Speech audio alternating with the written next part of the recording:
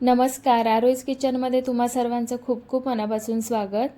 आज आपण पनीर रोल कसे बनवायचे ते बघूयात। मुलांना डब्यात देण्यासाठी शिवाय थोडीशी भूक असेल तर चटपटीत स्नॅक्स म्हणून पनीर रोल पटकन करता येतात। बऱ्याचदा आपल्याला भाजी चपाती खाण्याचा कंटाळा येतो, अशा वेळी देखील पनीर रोल तुम्ही बनवू शकता।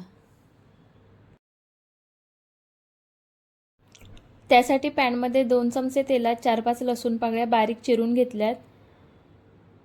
त्यानंतर यामध्ये बारीक चिरून घेतलेल्या 2 हिरव्या मिरच्या घालूयात आणि 1 मिनिटभर याला परतून घेऊ। 1 मिनिटभर लसूण आणि हिरवी मिरची परतून झाल्यानंतर यामध्ये 1 कांदा उभा पातळ चिरून घेतलाय। त्यानंतर थोडासा कोबी आणि शिमला मिरची घालूयात आणि हे देखील 2 मिनिटं परतून घेऊ। तुम्ही तुमच्या आवडीप्रमाणे भाज्या घालू शकता। भाज्या खूप जास्त शिजवायची गरज नाहीये। 2 मिनिटं भाज्या परतून झाल्यावर यामध्ये पनीर घालूयात। इथं मी पाव किलो पनीर घेतलंय। पनीर सुद्धा 1 मिनिटभर या भाज्यांमध्ये परतून घेऊ। आता यामध्ये मसाले घालूयात। 1 चमचा चिली फ्लेक्स, त्यानंतर 2 चमचे शेजवान चटणी, 1 चमचा टोमॅटो सॉस घेतलाय। त्यानंतर थोडंसं मीठ घालायचं। मीठ खूप जास्त घालायचं नाही कारण सॉस आणि चटणीमध्ये मीठ असतं। आता हे सगळे एकजीव करून घेऊ। हे सगळे मसाले एकजीव करून घेताना गॅस मंद ते मध्यमच ठेवायचा आहे, गॅस फास्ट करायचा नाहीये।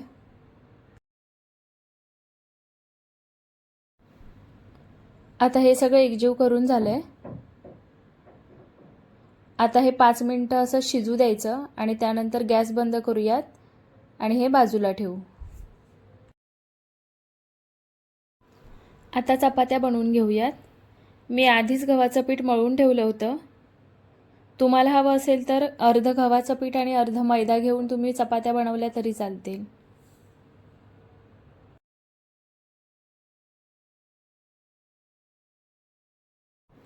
आता चपात्या भाजून घेऊयात।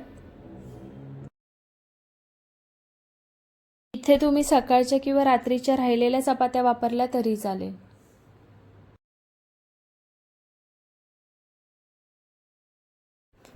आता सगळ्या चपात्या मी अशाच भाजून घेणार आहे। चपात्या तयार झाल्यात। आता याचा रोल बनवायला सुरुवात करूया। चपातीवर 1 चमचा मेयोनीज घेतलंय। त्यानंतर 1 चमचा टोमॅटो सॉस घेऊया। आता हे एकसारखं पसरून घेऊ। सॉस आणि मेयोनीज मी पूर्ण चपातीला लावून घेतलंय।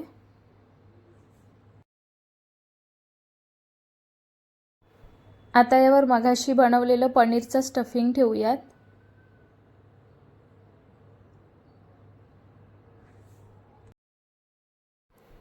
आता यावर उभा पातळ चिरून घेतलेला कांदा घालूयात। त्यानंतर गाजर, शिमला मिरची घालूयात। त्यानंतर थोडीशी कोबी घालूयात। आता यामध्ये चिमूटभर चाट मसाला घालायचा आणि शेवटी चीज घालून याचा रोल बनवून घेऊ।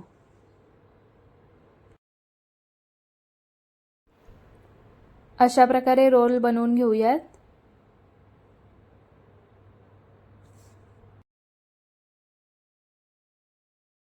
आता यामध्ये टूथपिक रोवून घेऊयात म्हणजे रोल सुटणार नाही।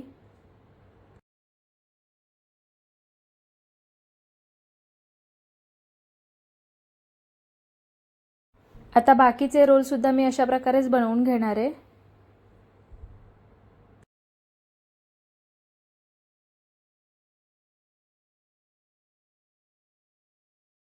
तुम्हाला ही रेसिपी कशी वाटली कमेंट करून नक्की सांगा। व्हिडिओ आवडला असेल तर व्हिडिओला लाईक करा, शेअर करा आणि चॅनलला सबस्क्राईब करायला विसरू नका।